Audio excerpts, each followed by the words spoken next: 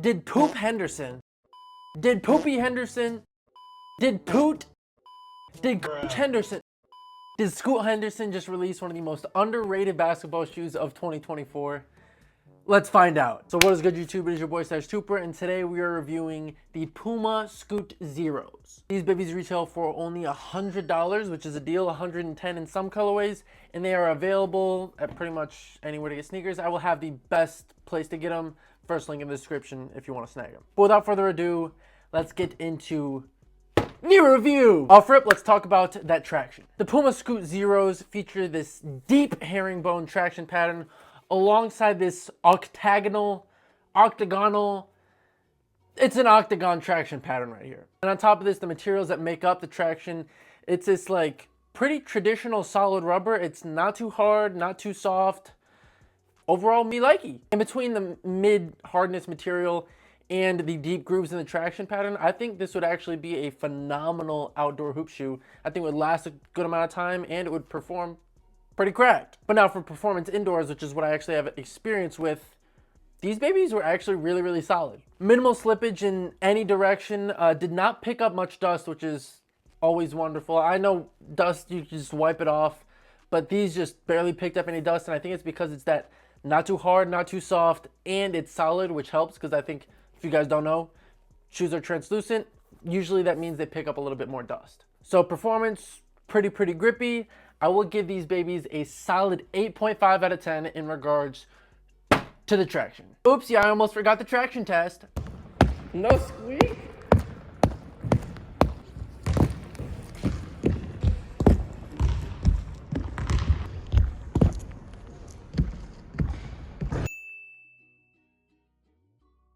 Now let's talk about that cushion. These babies feature an absolutely insane cushion setup that's made up of Pro EVA foam, and that's it. These babies literally just feature a full-length Pro EVA foam midsole, and that's the extent of it. Nothing else, no pods, no units, literally just that. But despite it being a really simple cushion setup, it actually was not bad at all. They provide a good court feel and it felt pretty decent on foot, but one thing I will say is it did not feel bouncy at all or like cushy / soft. So maybe if you're like a bigger individual or you're super bouncy, I would say maybe avoid these, but otherwise if you're just like me, an average Joe, I think these would work just completely fine. So overall, a little stiff, still not that bad, 7 out of 10, still decent.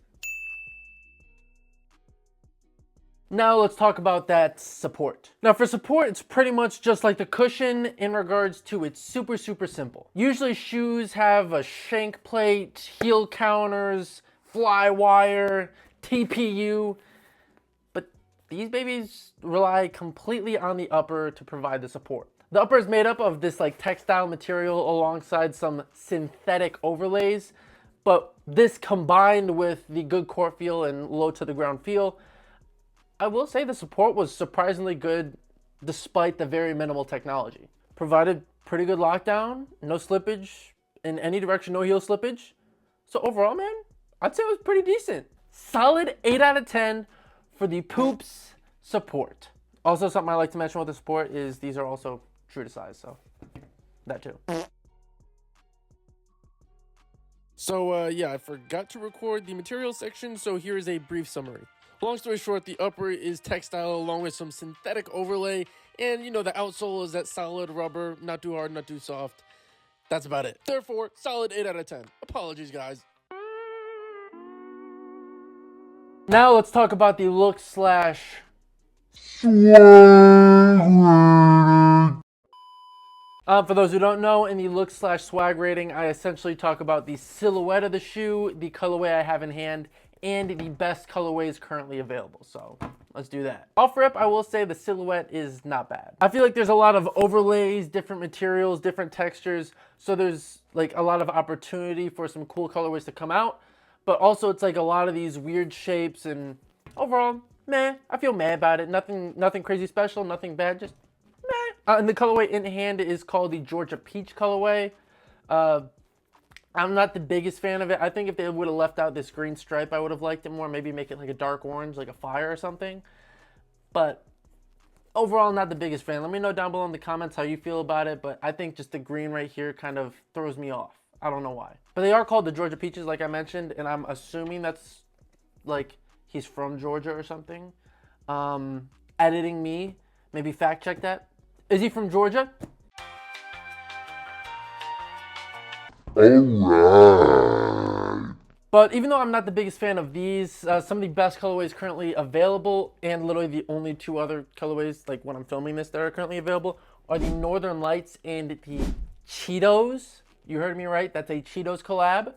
Pretty heat. Let me know down below in the comments which one is your favorite. And again, if you want any of these and any of these colorways, I will have the first link in the description if you would like to snag a pair. But yeah, overall, silhouettes meh, colorway in hand. Again, I'm rating the colorway in hand, not the possibility of colorways. So I think these are like a 6.5. I'm really not the biggest fan of this colorway, but if you had the Cheetos in hand, maybe I would give these like an 8.5 because I think those babies are hot.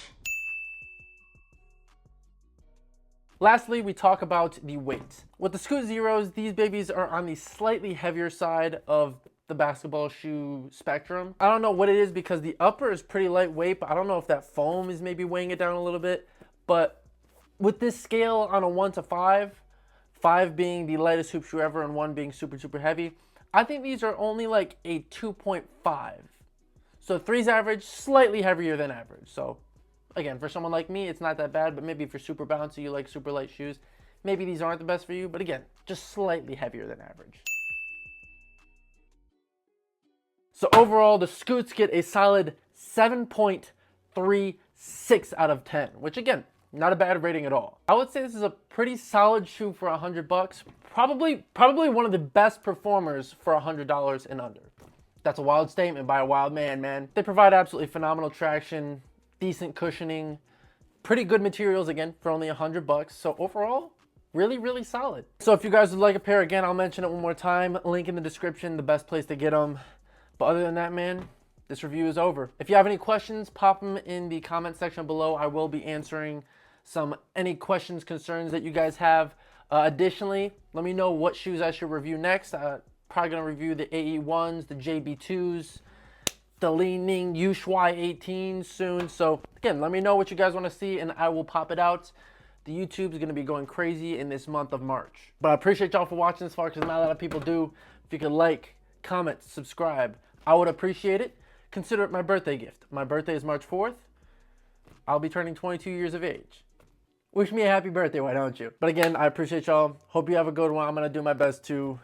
Stashman is out. Bye-bye, Poop Henderson.